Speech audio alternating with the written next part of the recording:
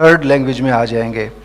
بہتر یہ ہوتا ہے کہ آپ فرسٹ ہینڈ والی جو لینگویج ہے اس سے جب ڈائریکٹ ٹرانسلیٹ کریں گے تو وہ آپ اس کے وہ خیالات، اور پھر اس کے لیے آپ کو جاننا ضروری ہے کہ جو رائٹر ہے وہ کس علاقے سے بلانگ کرتا ہے، اور اس نے جو یہ ورڈ لکھا ہے اس کو اگر میں اپنی لینگویج میں ٹرانسلیٹ کروں گا تو اس نے وہ کیا لکھا ہوگا، اور میرے علاقے میں اس کے لیے کون سا، میری زبان میں، میرے لہجے میں کون سا ورڈ جو ہے وہ موزوں ہوگا. تب آپ اس کو زیادہ اچھے طریقہ سے اور اچھا ترجمہ کر سکیں گے، بجائے اس کے کہ تھرڈ یا فورتھ لینگویج میں جائیں.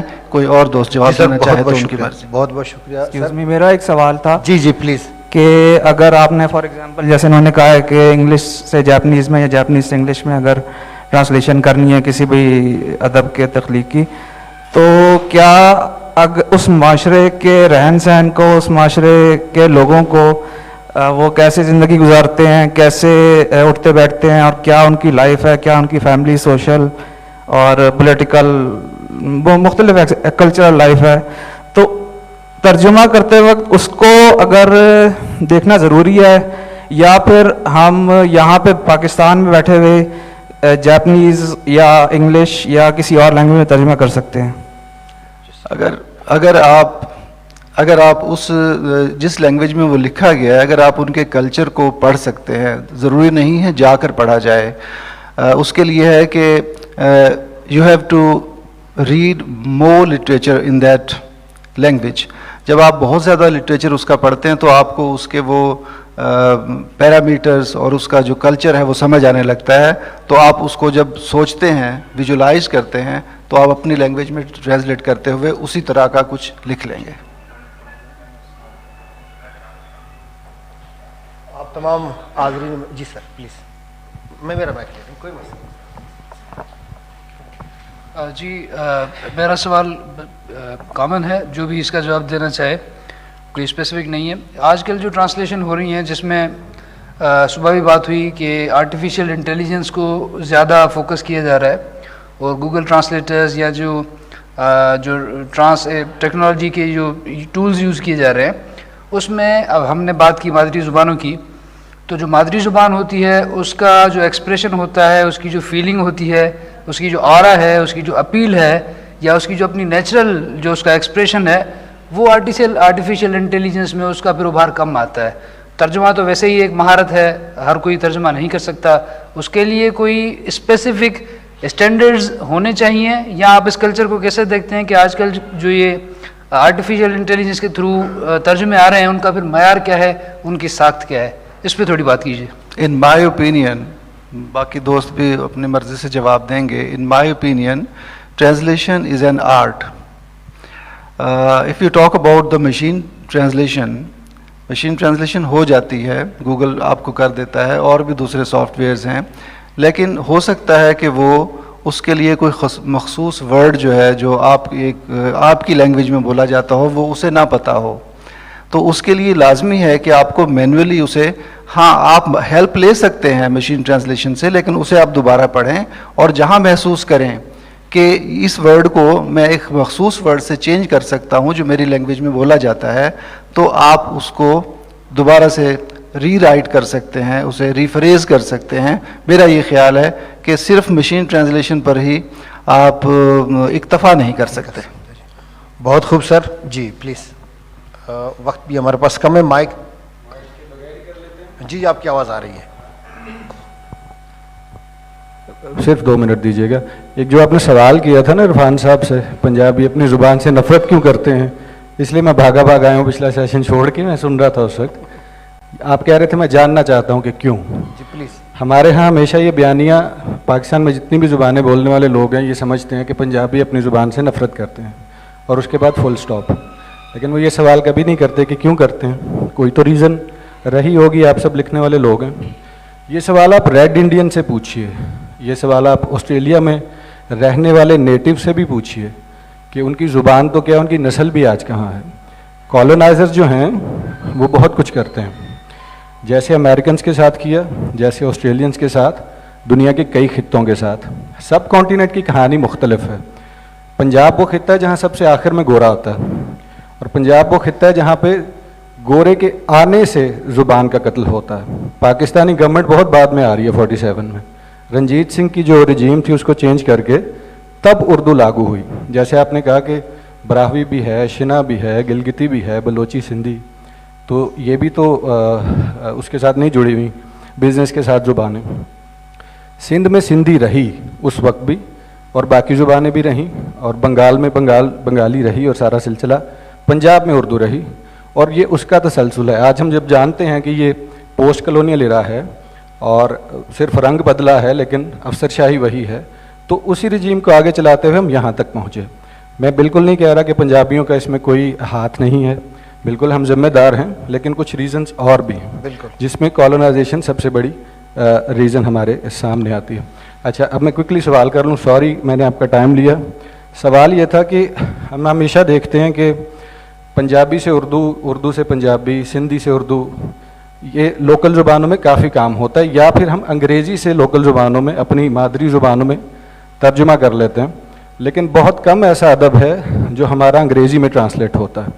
پورے برِ صغیر میں ایک شخص کو نوبیل ملا اور وہ بنگال سے تھے, سب جانتے ہیں, ٹیگور, لیکن وہ انگریزی میں ٹرانسلیٹ ہوئے تو وہاں تک پہنچے.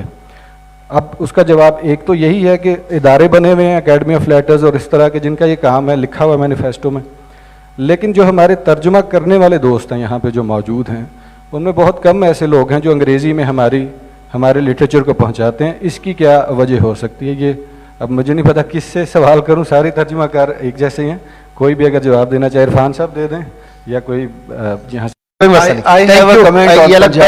ہم چونکہ جو ہمارا سیشن ہے اسی طرف ہم بڑھتے ہیں. آپ نے اپنا نام نہیں بتایا. میں جی علی عثمان صاحب, میں ایک کمنٹ کرنا چاہوں گا. میں پنجاب میں پیدا ہوا اور مجھے پاکستان کی تمام زبانیں اچھی لگتی ہیں. میں کچھ 6-7 زبانیں بول لیتا ہوں with the same pronunciation and accent. تو مجھے یوں لگا کہ ایک کمی جو رہ گئی کہ پنجابی فلورش کیوں نہیں کر سکی. آپ اگر اس کا مینوسکرپٹ, آپ اس کا اسکرپٹ جو ہے, اس کی تختی, اس کی لپی اگر وہی رکھ لیتے گرمکھی, تو آج پنجابی اتنی ہی فلورش کر رہی ہوتی. کیونکہ آپ جو ساؤنڈ ہم پنجابی میں بھی بولتا ہوں, تو میرے لیے اردو اسکرپٹ میں پنجابی پڑھنا مشکل ہے, آپ کے لیے بھی ہوگا. وہ جو خاص ساؤنڈز ہیں, جو فونیٹکس ہیں, جو فونکس ہیں, وہ نہیں ہیں اور وہاں پر موجود ہیں. میں گرمکھی بھی سیکھ رہا ہوں اور انشاءاللہ نیکسٹ اس میں ہو سکتا ہے کہ میں گرمکھی سے کوئی ترجمہ کر کے لے کے آؤں. تو وہاں پر وہ تمام ساؤنڈز موجود ہیں جو کہ ہم بولتے ہیں پنجابی بولتے ہوئے. اگر اس کو رکھ لیا جاتا نا تو آج پنجابی کہیں اور ہوتی. نہیں دیکھیں, نہیں میں یہ نہیں میڈم, سندھی میں ایسا ہے کہ سندھی سٹارٹ سے ہی عربک اس میں لکھی جا رہی ہے. نہیں, لیکن وہاں پر پنجابی کا جو آغاز تھا وہ گرمکھی سے ہی تھا. شاہ مکھی جو ہے اسے بعد میں اڈاپٹ کیا. پنجابی کا آغاز شاہ مکھی سے ہوا ہے, گرمکھی سے نہیں ہوا. ہاں, تو لیکن جو ساؤنڈز بنائی گئیں, آپ کی بات بالکل درست ہے, جو ساؤنڈز بنی ہیں ان کے وہ وہاں پر اس کے الفابیٹ موجود ہیں. ہم پنجابی میں جو لکھتے ہیں اس میں شاہ مکھی میں, اس میں وہ ساؤنڈز نہیں. یا تو اس کے لیے آپ قاعدہ بنائیں اور نئے کیریکٹر بنائیں, جیسے ہریانوی میں ہمارے پاس کوئی 3 ساؤنڈ ہمارے پاس الگ. مرزا صاحب بہت بہت شکریہ, آپ کا بہت بہت شکریہ, آپ نے بڑے اچھے نکتے کی طرف اشارہ دیا. سر ایک لاسٹ سوال, چونکہ ٹرانسلیشن کے حوالے سے سر, چونکہ لنگوسٹکس سے تعلق ہے آپ کا, میں بھی لنگوسٹکس کا ہی اسٹوڈنٹ ہوں, اور سر ٹرانسلیشن کے حوالے سے ہم بات کر رہے تھے.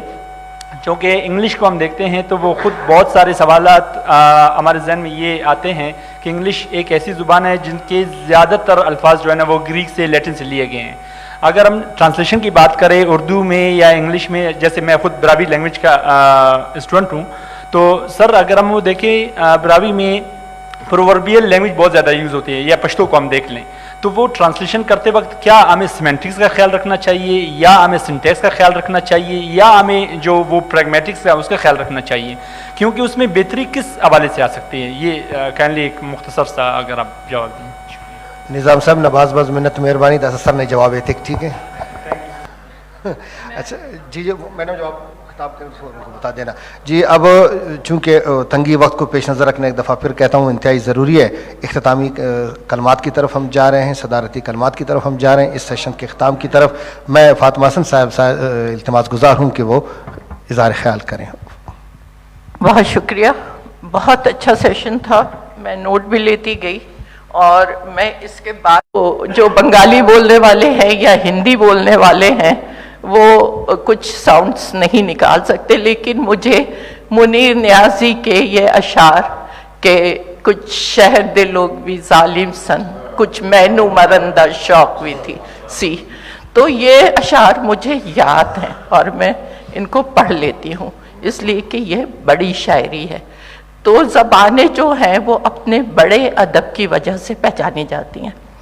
اب رہی بات ترجمے کی, تو یہ بالکل صحیح کہا ہے کہ جب آپ ایک زبان جو ہوتی ہے وہ ایک ثقافت بھی ہوتی ہے, تو جب آپ کسی بھی زبان کا کسی بھی زبان سے ترجمہ کریں, ضروری نہیں کہ ہم رشین لٹریچر کا اور فرینچ لٹریچر کا اور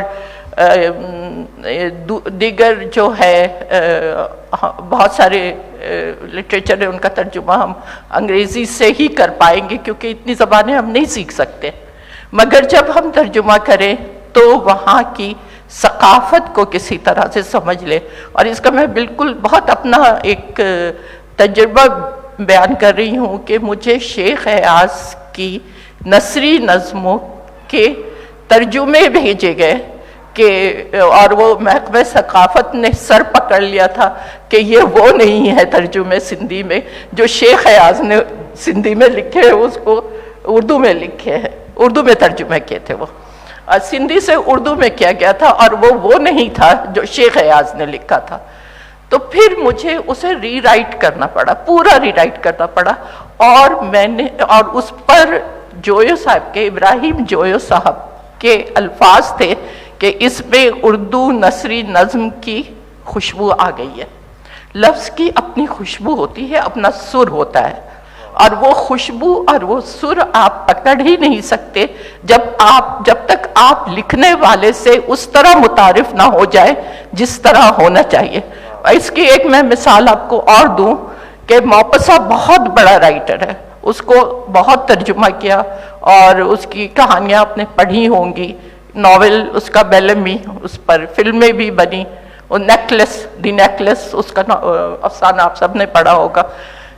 موپسا کا دور کیا تھا, اس دور کو اگر آپ پڑھیں تو آج آپ کا دور اسی طرح کا ہے.